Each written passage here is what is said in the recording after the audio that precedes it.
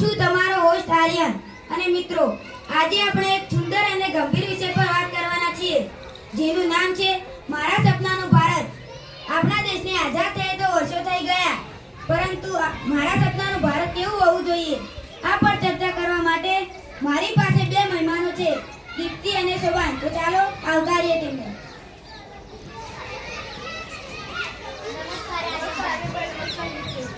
નમસ્કાર મિત્રો। ખૂબ સરસ। તો દીપ્તિ જ્યારે તું મારા સપનાના ભારત વિશે વિચારે છે ત્યારે તારા મનમાં પહેલું ચિત્ર કયું આવે છે વિગતવાર જણાવ। આર્યનભાઈ, જ્યારે હું મારા સપનાનું ભારત કેવું હશે તે વિચારું છું ત્યારે મારી આંખની સામે એક સુંદર મજાનું ચિત્ર ઊભું થાય છે।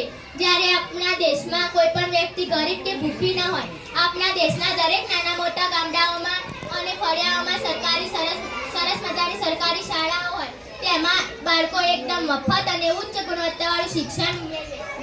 જ્યારે અમુક બાળકને મજૂરી કામ કરવા માટે મજબૂર ન બને। જ્યારે મારા સપનાના ભારતમાં કોઈ પણ નાગરિકને પૂરતું અન્ન, પીવાનું ચોખ્ખું પાણી અને રહેવા માટે ઘર મળે। વાહ દીપ્તિ, તારી આ વાત સાંભળીને મન ખુશ થઈ ગયું। પાયાની જરૂરિયાતો વધશે તો જ આપણો દેશ ખરેખર આગળ વધશે। તો શોભા, તું આમાં શું ઉમેરવા માંગે છે? હા રેમભાઈ, દીપ્તિ બહુ સાચી વાત કરી કે અન્ન અને શિક્ષણ પહેલી જરૂરિયાત છે, પણ એની સાથે સાથે મારા સપનાના ભારતમાં અન્નદાતા એટલે કે ખેડૂતો જે સૌથી ખુશાલ અને સુખી હોય। આજે આપણો ખેડૂત રાત દિવસ ખેતરમાં પરસેવો પાડે છે ત્યારે આપણી થાળીમાં અનાજ આવે છે। આપણે રાત દિવસ પરસેવો પાડે ત્યારે અનાજ આપણી થાળીમાં આવે છે। મારા સપનાના ભારતમાં આધુનિક ટેકનોલોજી મળે, સમયસર પાણી મળે અને તેમને પૂરેપૂરું વળતર મળે। બિલકુલ સાચી વાત છે। ખેડૂત ખુશ તો દેશ ખુશ। આગળ બોલ શોભા। આર્યનભાઈ, આપણા દેશના યુવાનો વિજ્ઞાન, ટેકનોલોજી, રમતગમત અને અંતરિક્ષ સંશોધનમાં આપણા દેશનું નામ રોશન કરે। આપણા દેશની હોસ્પિટલો એટલી સરસ હોય કે કોઈને ગરીબ વ્યક્તિને પણ સારી અને મફત સારવાર મળી રહે। આપણા દેશના દવા વગર કોઈનો જીવ ન જાય। અને સૌથી મોટી વાત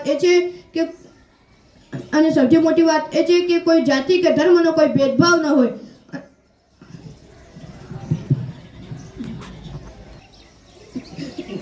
બધા લોકો ભાઈચારાથી, એકતાથી અને પ્રેમથી રહે। ખૂબ જ અદ્ભુત વિચારો। તો દીપ્તિ, શું તું શોભાની વાતમાં સહમત છે?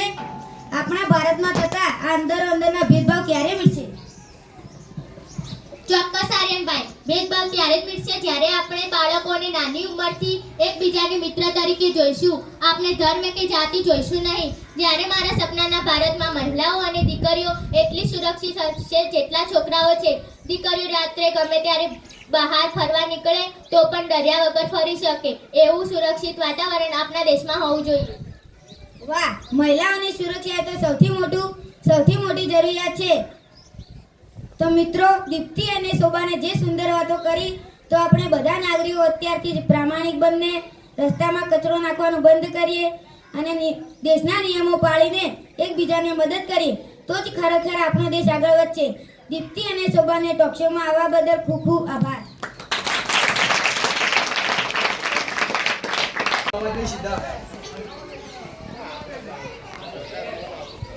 નમસ્કાર મિત્રો, રોજ સવારે સરસ મજાના કપડાં પહેરીને દફતર ભરીને આપણે બધા ક્યાં જઈએ છીએ?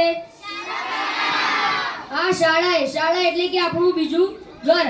આજના ટોક શોમાં આપણે વાત કરવાના છીએ મારી શાળા અને મારા વિચારો વિશે।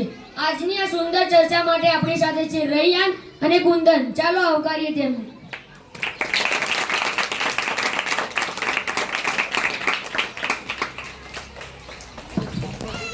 નમસ્કાર મિત્રો।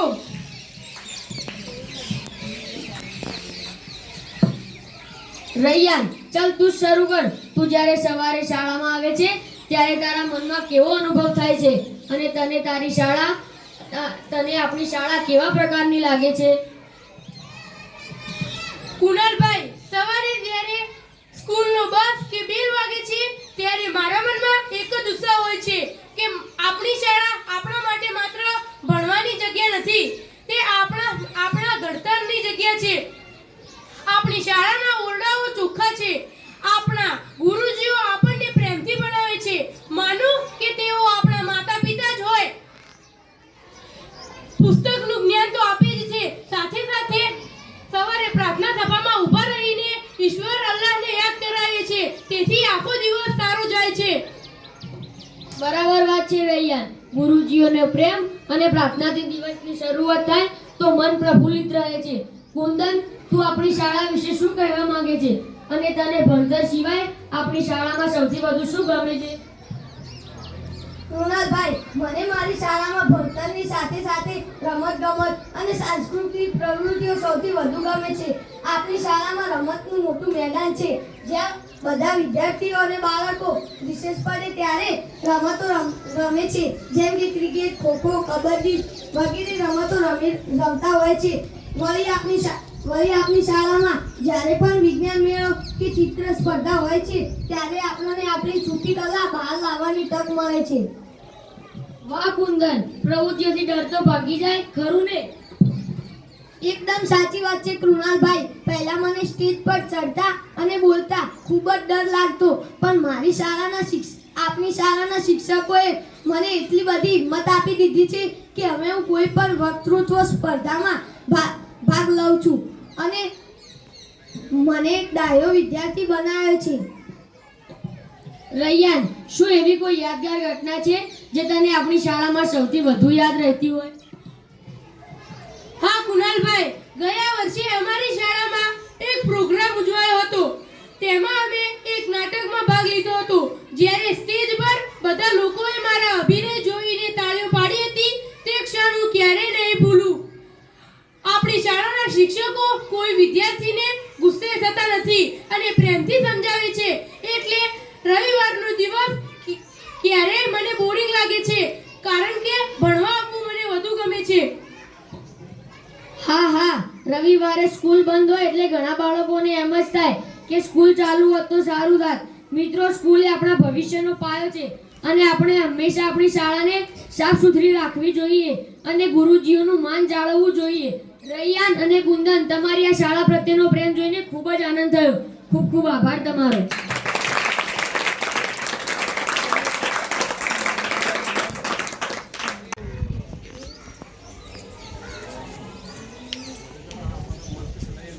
મિત્રો, તમે નોંધ્યું છે આજકાલ ઉનાળામાં ગરમી કેટલી બધી વધી ગઈ છે. સમયસર વરસાદ નથી પડતો અને નદીઓ પણ સુકાતી જાય છે. આ ગંભીર સમસ્યા એટલે કે પર્યાવરણ વિશે વાત કરવા હસન અને શમા આપણી સાથે છે. ચાલો આવકારીએ તેમને.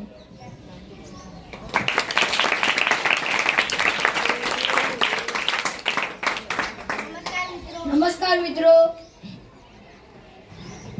હસન, આપણે આ સુંદર પૃથ્વી પર આટલી બધી મુશ્કેલીઓ કેમ ઊભી થઈ રહી છે? આના માટે જવાબદાર કોણ છે? અમિતભાઈ, આના માટે બીજું કોઈ નહીં પણ આપણે માણસો જ જવાબદાર છીએ. આપણે આપણી લાલચમાં આવીને સ્વાર્થી બની ગયા છીએ. અસંખ્ય ઝાડ ઝાંખરા કાપી નાખ્યા છે, જંગલો નાશ પામે છે અને પક્ષીઓ અને પ્રાણીઓનું રહેઠાણ છીનવાઈ ગયું છે. ફેક્ટરીઓનો ઝેરી ધુમાડો અને ગાડીઓનો કચરો આપણી શુદ્ધ હવાને ખરાબ કરી રહ્યો છે. લોકો ગમે ત્યાં પ્લાસ્ટિકની થેલીઓ ફેંકી દે છે, તે ક્યારેય સડતી નથી અને ધરતીને નુકસાન કરે છે. સાચી વાત છે અસમ. પ્લાસ્ટિક તો પૃથ્વીનું સૌથી મોટું દુશ્મન બની ગયું છે. આ સમસ્યા પૂરી કરવા માટે આપણે પર્યાવરણ બચાવવા માટે આપણે બીજું શું યોગદાન આપી શકીએ? અમિતભાઈ, મોટા ભાષણ આપવાથી કશું નહીં વળે. આપણે નાના પગલાં ભરવાથી શરૂઆત કરવી પડશે. સૌથી પહેલા આપણે દુકાને જતી વખતે ક્યારેય પ્લાસ્ટિકની થેલી માંગવી નહીં, પણ ઘરેથી જ કાપડની થેલી લઈ જવી. બીજું, આપણા ઘરમાં કે શાળામાં નળ ખુલ્લો રહી ગયો હોય તો તેને બંધ કરી દેવો જોઈએ, કારણ કે પાણીનું એક ટીપું કિંમતી છે. બહુ સરસ શમા. તું ઝાડ વિશે તું કંઈ કહેવા માંગે છે? અરે અમિતભાઈ, ઝાડ વાવવા એ તો સૌથી મોટું પુણ્યનું કામ છે. જ્યારે પણ આપણો જન્મદિવસ આવે ત્યારે આપણે કેક કાપીને પાર્ટી કરીએ છીએ, એ સારી વાત છે, પણ એના સાથે અચૂક એક છોડ વાવીએ અને જ્યાં સુધી તે મોટું ન થાય ત્યાં સુધી તેને પાણી પાઈને ઉછેરીએ તો આપણી ધરતી ફરીથી હરિયાળી બની જાય અને એક ઝાડ હજારો જીવોને ઓક્સિજન આપે છે અને છાંયો. વાહ શમા, જો દરેક બાળક વર્ષમાં ઓછામાં ઓછા 2 કે 3 છોડ વાવે તો આપણો દેશ કેટલો સુંદર અને લીલોછમ થઈ જાય. આ મહત્વની માહિતી આપવા બદલે આપનો ખૂબ ખૂબ આભાર.